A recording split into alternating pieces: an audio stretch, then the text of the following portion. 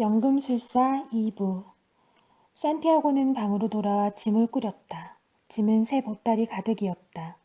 방을 나서려다 한쪽 구석에 놓여있는 양치기 시절의 낡은 배낭을 발견했다. 배낭은 낡고 흠집 투성이었다. 지금까지 그는 그 배낭의 존재를 잊고 지내왔다. 배낭에는 책과 겉옷이 들어있었다. 길을 가다가 처음으로 만나는 사람에게 주어야겠다고 생각하며 배낭에서 겉옷을 꺼내는 순간 보석 2개가 바닥으로 굴러 떨어졌다. 우림과 투밈이었다. 그는 늙은 왕을 기억해냈다. 그리고 이렇게 오랫동안 그 노인과의 만남을 잊고 지내왔다는 사실에 무척 놀랐다. 패배자의 모습으로 돌아가지 않기 위해 1년 가까운 시간 동안 돈 모으는 일만 생각하며 쉬지 않고 일했던 것이다. 절대로 꿈을 포기하지 말게 표지를 따라가. 늙은 왕이 말했었다. 산티아고는 바닥에서 우림과 투밈을 주워들었다. 노인과 가까이 있을 때 느꼈던 그 이상한 느낌이 다시 한번 몸을 훑고 지나갔다. 그는 1년여를 힘들게 일했고 표지들은 떠날 순간이 왔음을 가르쳐주고 있었다. 예전의 내 모습으로 다시 돌아가야지. 양들은 여전히 아랍어를 가르쳐주지는 못할 테지. 산티아고는 생각했다. 물론 양들은 그에게 중요한 다른 한 가지를 가르쳐 주었다. 세상에는 세상 사람들이 모두 이해할 수 있는 어떤 언어가 존재한다는 사실 말이다. 그는 바로 그 언어를 통해 지금까지 가게를 키워올 수 있었다. 그건 사랑, 열정, 무언가를 바라고 믿는 마음으로 만들어지는 감동의 언어였다. 이제 탕헤르는 더 이상 낯선 도시가 아니었다. 이 도시를 정복했듯이 이 세상도 정복할 수 있을 것 같았다. 자네가 무언가를 간절히 원할 때 온 우주는 자네의 소망이 실현되도록 도와준다네. 늙은 왕은 이런 말도 했었다. 그러나 그 늙은 왕은 도둑과 거대한 사막, 자신의 꿈이 무엇인지 알고 있었으면서도 그것을 실현하려고 하지 않는 사람들에 대해서는 말해주지 않았다. 늙은 왕은 피라미드가 그저 거대한 돌무더기에 불과하다는 것, 그리고 누구든 자신의 정원에 그런 돌무더기를 만들 수 있다는 사실도 말해주지 않았다. 어쩌면 그는 전보다 더 많은 양떼를 살 수 있는 돈이 있을 땐 주저없이 사야 한다는 말을 해주는 것도 잊었는지 몰랐다. 산티아고는 배낭을 집어 다른 보따리와 함께 묶었다. 그는 계단을 내려왔다. 늙은 상점 주인은 외국인 부부 한 쌍을 접대하고 있었고 또 다른 손님들은 크리스털 잔에 담긴 차를 마시고 있었다. 이른 오전 시간치고는 손님이 많은 편이었다. 그 모습을 물끄러미 지켜보던 산티아고는 처음으로 상점 주인의 머리카락이 늙은 왕의 머리카락과 비슷하다는 것을 깨달았다. 그러고 보니 탕헤르에서 잠이 깬 첫날, 갈 곳도 먹을 것도 없던 그때 만났던 과자 장수의 미소 또한 늙은 왕의 미소와 닮아 있었다. 마치 그 늙은 왕이 이곳을 지나며 자신의 표지를 남겨놓은 것 같군. 하지만 이 사람들은 늙은 왕을 만났을 리는 없었다. 오히려 자아의 신화를 실현하려 노력하는 사람들을 돕기 위해서라면 언제든 나타난다고 했던 왕의 말이 진실일지 몰랐다. 그는 상점 주인에게 작별 인사를 하지 않고 가게를 나섰다. 그는 울고 싶지 않았다. 하지만 이곳에서 일한 시간들과 그동안 배운 모든 좋은 것들은 그에게 그리움으로 남을 것이었다. 안타까움 한편으로 처음 가져보는 강렬한 자기 확신의 느낌이 기분 좋게 몸을 감쌌다. 세상을 정복할 수도 있을 것 같았다. 하지만 난 지금 다시 양을 치기 위해 내가 잘 알고 있는 초원으로 가고 있는 거야. 그는 눈앞에 다가온 귀향을 새삼 되새겼다. 그런데 그 순간 자신의 결정이 더 이상 기쁘지 않았다. 그는 꿈을 이루기 위해 거의 1년을 꼬박 일했다. 그런데 꿈은 매 순간 조금씩 그 소중함을 잃어가고 있었던 것이다. 느닷없이 그 꿈이 진정 나의 것이 아닌 것 같다는 생각이 스쳤다. 정작 메카에는 가지도 않으면서 가고 싶다는 갈망만으로 평생을 살아온 크리스털 가게의 주인처럼 되는 게 더 나은 일인지 누가 알겠어? 하지만 그의 손에는 우림과 투밈이 주어져 있었다. 그것들은 늙은 왕이 주었던 힘과 용기를 여전히 그에게 전해주고 있었다. 우연의 일치인지는 몰라도 어쩌면 또 다른 표지일지도 모른다고 생각했지만 그의 발걸음은 탕헤르에 온 첫날 들어갔던 카페 앞에 이르러 있었다. 그때 그 도둑은 보이지 않았다. 카페 주인이 그의 앞에 차 한 잔을 가져다 놓았다. 원한다면 언제든 양치기로 돌아갈 수 있어. 양을 돌보는 법은 이미 배웠으니 절대 잊어버리는 일은 없겠지. 하지만 이집트의 피라미드에 갈 수 있는 기회는 2번 다시 오지 않을 거야. 그 노인은 황금 흉패를 하고 있었고 내 인생 전부를 알고 있었어. 그는 진정한 왕, 현명한 왕이었어. 그가 있는 곳으로부터 안달루시아 평원까지는 배로 2시간 거리며 피라미드와의 사이에는 거대한 사막이 가로놓여 있었다.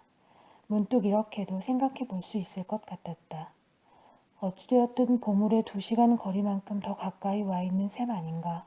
이 2시간 거리를 오는데 꼬박 1년 가까운 시간이 걸린 거야. 그러자 기다렸다는 듯 생각이 이어졌다. 난 내가 왜 양들에게 돌아가기를 원하는지 알아. 난 양들을 알아. 양들은 내게 많은 일을 요구하지 않고 난 양들을 좋아하지. 사막도 좋아질지는 알 수 없지만 그곳엔 나의 보물이 숨겨져 있어. 설사 보물을 찾지 못한다 해도 언제고 집으로 돌아갈 수 있을 거야. 내 인생이 내게 또 한 번 이렇게 충분한 돈을 주었고 필요한 시간도 있는데 못할 게 뭐 있겠어? 순간 그는 커다란 기쁨을 느꼈다. 그는 언제든지 양치기로 돌아갈 수 있었다. 다시 크리스털 장수가 될 수도 있었다. 이 세상엔 어쩌면 다른 보물들이 더 많이 숨겨져 있을지도 몰랐다. 그리고 그는 왕을 만났었다. 그것은 모든 사람에게 일어나는 일은 아니었다. 그는 기쁜 마음으로 카페를 나왔다. 크리스털 상점에 물건을 공급하는 사람들이 사막을 건너 다니는 대상들에게서 크리스털을 가져온다는 사실이 생각났다. 그의 손에는 여전히 우림과 투밈이 쥐어져 있었다. 그 2개의 보석 덕분에 그는 보물을 찾아가는 길로 다시 들어설 수 있게 된 것이다. 나는 자아의 신화를 살아가는 사람 곁에 항상 있다네. 늙은 왕은 말했었다. 그는 피라미드가 정말 그렇게 먼 곳에 있는지 알아보기 위해 대상들의 창고로 향했다. 영국인은 가축 냄새, 땀 냄새, 먼지로 가득한 건물 안에 앉아 있었다. 창고가 아니라 거의 가축우리 같은 곳이었다. 나는 이런 지저분한 장소만 지나다니는 운명인가 보군. 10년간 공부한 대가가 겨우 가축우리라니. 보고 있던 화학책을 건성으로 넘기면서 그는 생각했다. 하지만 그는 계속해서 앞으로 나아가야 했다. 표지를 믿을 수밖에 없었던 것이다. 그의 삶과 공부는 오직 우주의 유일한 언어를 찾는 데 바쳐져 왔다. 처음에 그는 에스페란토어에 빠졌고 그 다음엔 종교, 그리고 마지막엔 연금술에 심취했다. 덕분에 그는 에스페란토어를 자유롭게 말할 수 있고 많은 종교를 거의 완벽하게 이해했다. 그러나 아직 연금술사가 되지는 못했다. 연금술에는 몇 가지 중요한 사실들을 알아내기는 했다. 그러나 연구는 어느 지점에서 더 이상 앞으로 나아가지 못했다. 몇몇 연금술사들에게 물어보려 했지만 연금술사들이란 이상한 사람들이어서 자기 자신의 일에만 몰두할 뿐 남을 도와주는 것은 싫어했다. 어쩌면 그들이 철학자의 도리라고 부르는 위대한 업의 비밀을 아직 발견하지 못했기 때문에 그토록 침묵으로 일관하는지도 몰랐다. 그는 부친의 유산을 거의 철학자의 도를 찾는 데 쏟아부었다. 전 세계의 유수한 도서관이란 도서관은 다 찾아다녔고 연금술에 관한 중요하고 귀한 책들을 사모았다.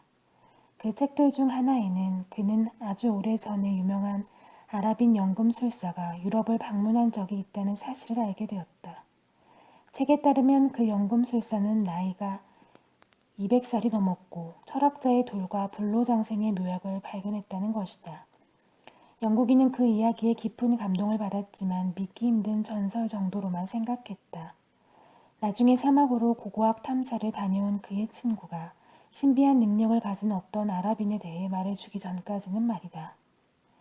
그는 파이움의 오아시스에 산다네. 그 친구가 말했다. 사람들 말에 따르면 그는 나이가 200살이고 어떤 금속이든 금으로 바꾸어 놓을 수 있다더군.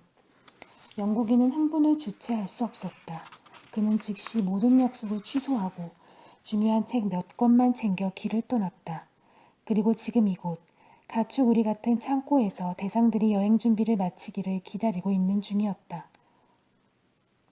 사하라 사막을 횡단할 대상들은 파이움을 거쳐갈 것이었다.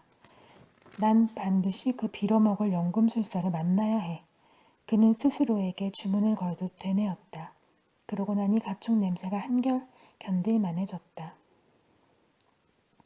그때 짐보따리를 든 한 청년이 영국인이 있는 건물 안으로 들어와 말을 걸었다. 아랍인 같았다. 어디까지 가십니까? 사막. 영국인은 짧게 대답했다. 그리고 읽고 있던 책으로 다시 눈을 돌렸다. 지금은 이야기하고 싶은 기분이 아니었다. 마음이 바빴던 것이다. 연금술사를 만나게 되면 치러야 할 일종의 시험에 대비하여 10년 동안 공부한 것들을 복습해야 했다. 청년도 책을 한 권 꺼내더니 그 자리에서 읽기 시작했다. 스페인어로 쓰여 있는 책이었다.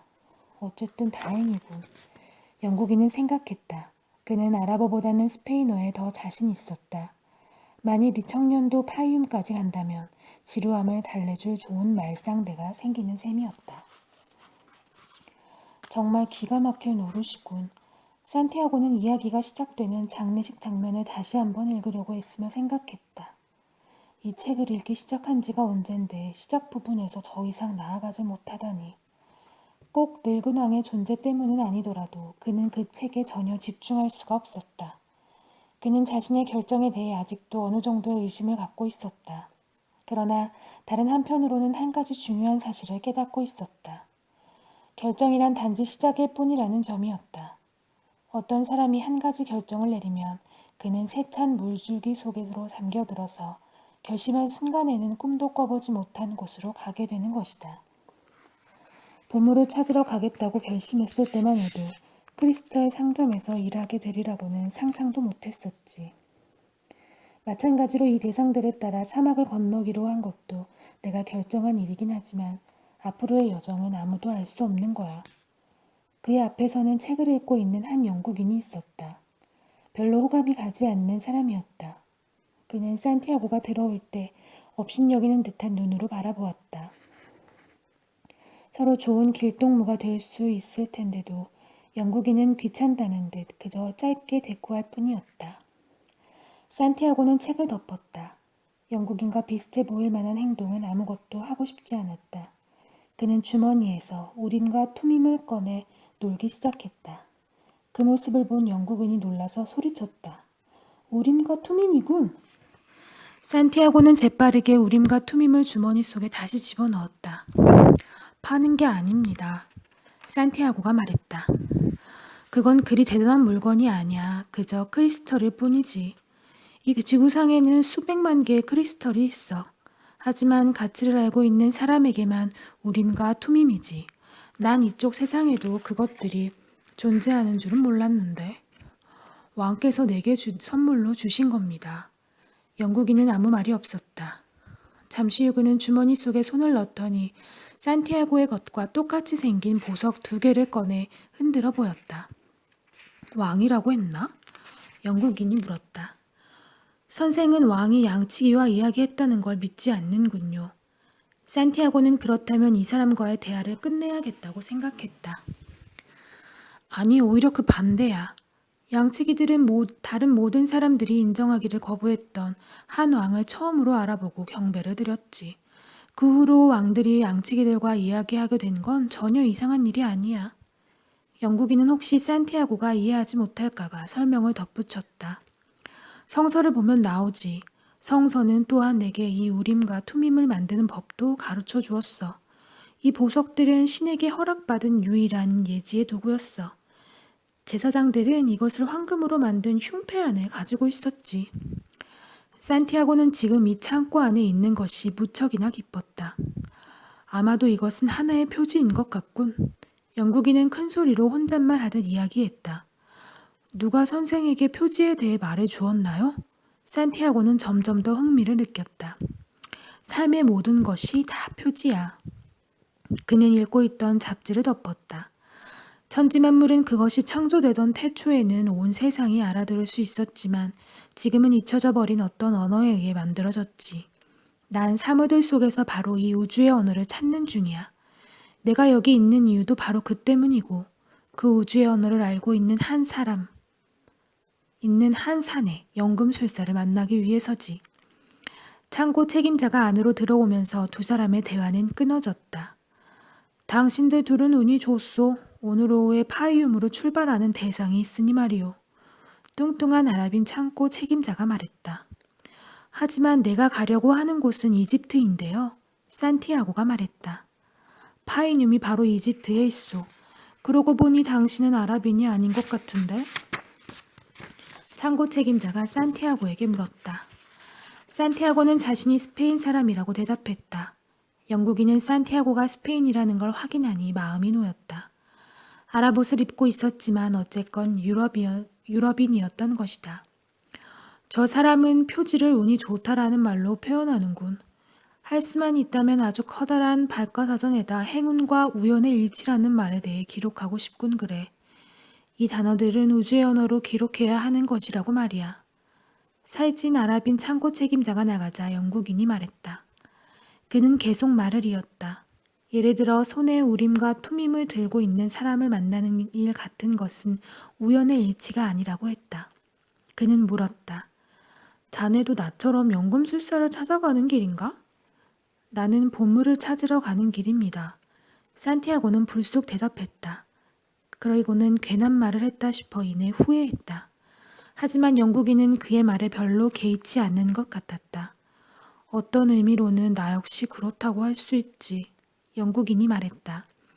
나는 연금술이라는 게 무언지 잘 모르겠습니다만 산티아고가 조심스럽게 호기심 가득한 표정으로 말했다. 그때 창고 책임자가 들어와 그들을 밖으로 불러냈다. 내가 이 대상의 인솔자요. 검은 눈에 수염을 길게 기른 남자가 말했다. 함께 가는 모든 사람들의 생사는 내 책임이고 그에 따른 모든 권한도 내게 있소. 사막이란 변덕스러운 여인네 같아서 때로는 사람을 미치게 하기 때문이요. 대략 200명쯤 되는 사람들과 낙타, 말, 노새, 가금류 등등 400마리가 넘는 짐승들이 모여 있었다. 여자들과 아이들, 허리에 칼을 차고 어깨에는 장총을 맨 남자들도 있었다. 영국인은 책이 가득 든 트렁크를 여러 개 갖고 있었다. 매우 어수선해서 인솔자는 모든 사람들이 알아들을 수 있도록 몇 번이고 되풀이해서 말을 해야 했다. 여기에는 여러 종류의 사람들이 모여 있고 여러분들의 마음속에는 아주 많은 신들이 모셔져 있을 거요. 하지만 나는 유일한 신은 알라 한 분이요. 그리고 나는 사막의 길에서 승리하기 위해 최선을 다할 것을 나의 알라 신께 맹세하오. 여러분도 여러분이 믿는 신에게 앞으로 닥칠 어떤 상황에서도 내게 복종하겠다고 마음속 깊이 맹세하기를 바라오. 사막에서 불복종은 곧 죽음을 의미하니 말이오. 사람들 속에서 낮게 웅얼거리는 소리가 흘러나왔다. 모두들 작은 목소리로 자신의 신에게 맹세하는 소리였다. 산티아고는 예수 그리스도에게 맹세했다. 영국인은 그냥 조용히 있었다. 간단한 맹세를 하는 시간치고는 웅얼거림이 길었다. 다들 하늘의 보살핌까지 기원하고 있었다. 나팔 소리가 길게 울려 퍼졌다. 사람들은 각자 자신들의 발이 되어줄 짐승 위에 올라탔다. 산티아고와 영국인은 낙타를 준비했는데 둘 다 올라타는데 애를 먹었다. 산티아고는 영국인을 태운 낙타가 불쌍해 보였다. 책으로 가득 찬 트렁크들이 낙타의 등을 내리누르고 있었다. 우연의 일치라는 건 존재하지 않아. 영국인이 창고 안에서 하던 이야기를 계속했다. 내 경우엔 친구 하나가 날 이곳까지 오게 만들었는데 그는 어떤 아랍인을 알고 있었고 그는 그때 대상의 무리가 출발했다. 영국인이 하는 말을 알아듣는 게 불가능해졌다. 하지만 산티아고는 그가 말하려고 하는 게 무언지 정확히 알 수 있었다. 그것은 한 가지 일이 다른 일에 연결되는 신비로운 사슬에 관한 이야기였다.